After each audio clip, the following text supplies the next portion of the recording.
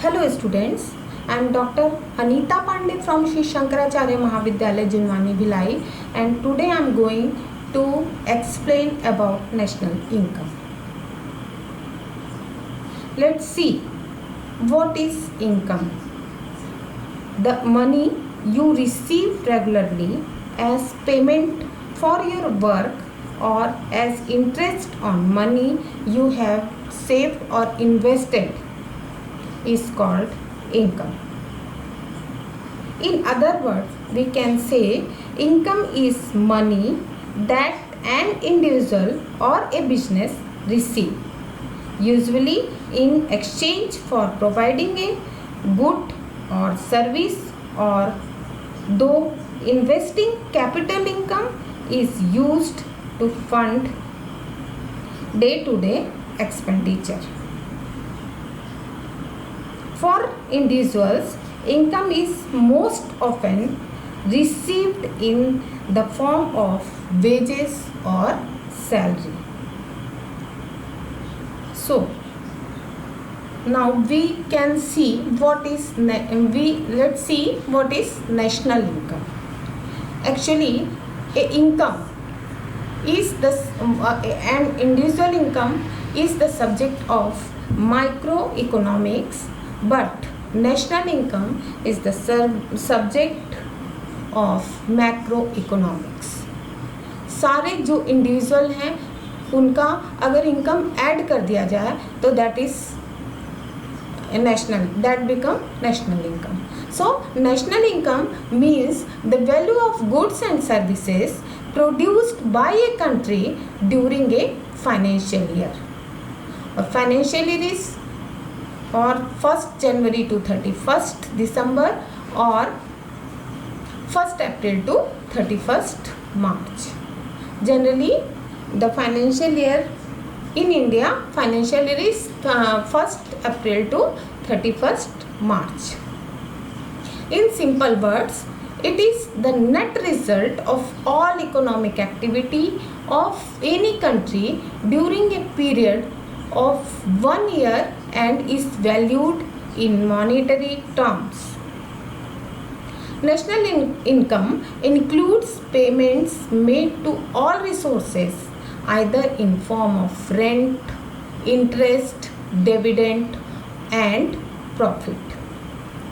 The national income is an important parameter for determining the growth of a country. Let's see the traditional definition of national income. According to Marshall, the labor and the capital of a country acting on its natural resources produce annually a certain net aggregate of commodities, materials, immaterial, including services of all kinds. This is the true net annual income or revenue of the country or national dividend. However, if we want to criticize this definition, first one is due to the varied category of goods and services, a correct estimation is very difficult.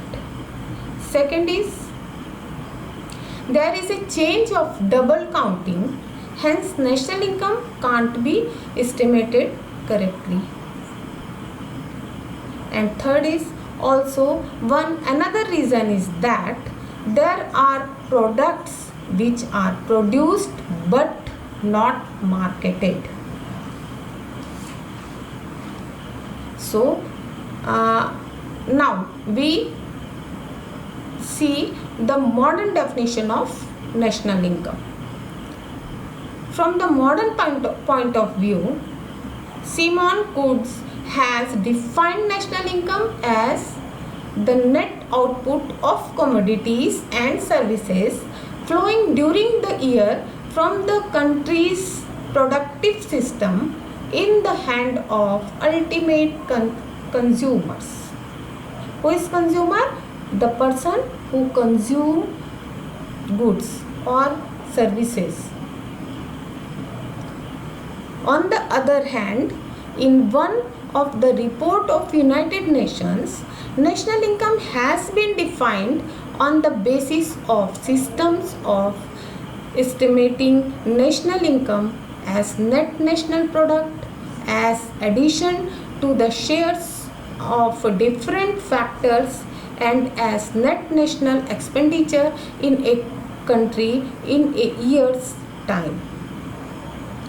In practice, while estimating national income, any of these definitions may be adopted because the same national income would be derived if different items were correctly included in the estimate.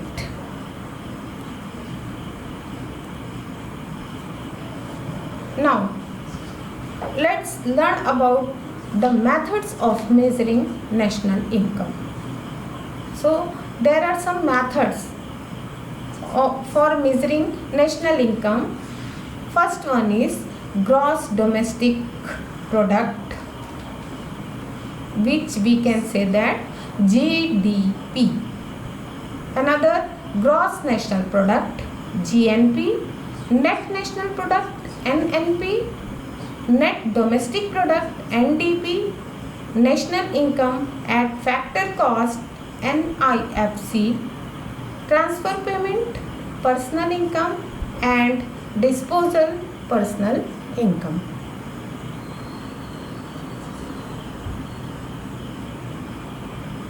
Let's see what is GDP. Actually, GDP is the total value of goods and services produced within the country during a year. This is calculated at market price and it is known as GDP at market price.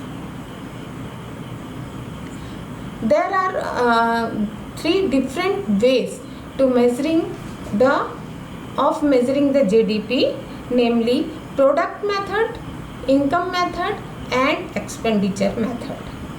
In product method, the value of all goods and services produced in different industries during the year is added up. This is also known as the value added method of GDP or GDP at factor cost by industry of origin. Some items are included in India in GDP like agriculture and allied services, mining, manufacturing, constructions, electricity, gas and water supply, transport, communication and trade. Banking and insurance, real estates and ownership of dwelling and business services and public administration, defense and other services or government services are the example of GDP methods. In other words, it is the sum of gross value added. Second is income method. Income method, the people of a country who produce GDP during a year receive income from their work. Thus, GDP by income method is sum of all factor incomes, wages and salaries, or it is also called compensation of employees, plus rent, plus interest, plus profit. So remember, compensation of employees plus rent plus interest plus profit is included in income method to calculate GDP. Third method is expenditure method. This method focuses on goods and services produced within the country during 1 year. GDP by expenditure method includes consumers' expenditure on services and durable and non-durable goods, which can be presented by C. Investment in fixed capital such as residential and not residential building, machinery and inventories, which is presented by I. Government expenditure on final goods and services, G. Export of goods and services produced by the people of the country X. Less import, which is presented by M. That the part of consumption, investment and government expenditure which is spent on imports is subtracted from GDP. Similarly, any imported component such as raw materials which is used in the manufacture of export goods is called excluded.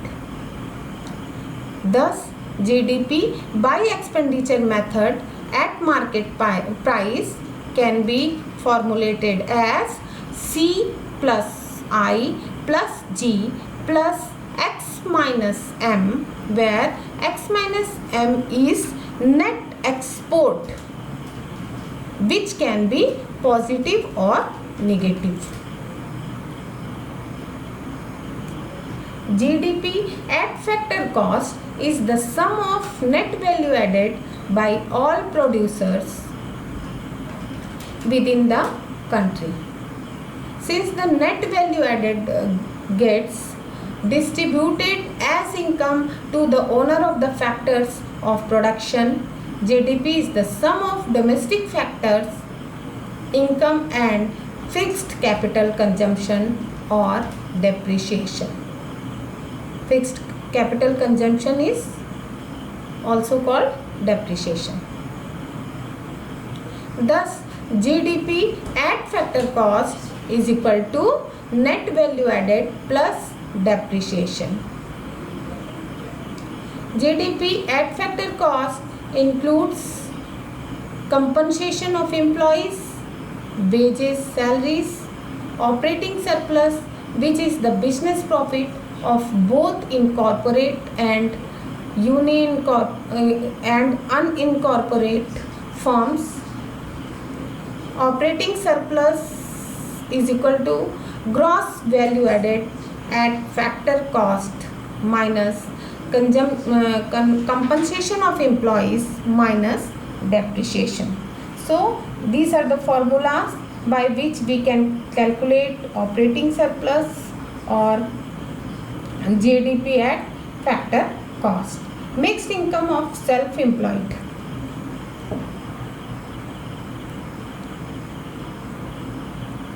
Conceptually, GDP at factor cost and GDP at market price must be identical. This is because the factor cost or payments to factor of producing goods must equal the final value of the goods and services at market price. However, the market value of goods and services is different from the earnings of the factors of production.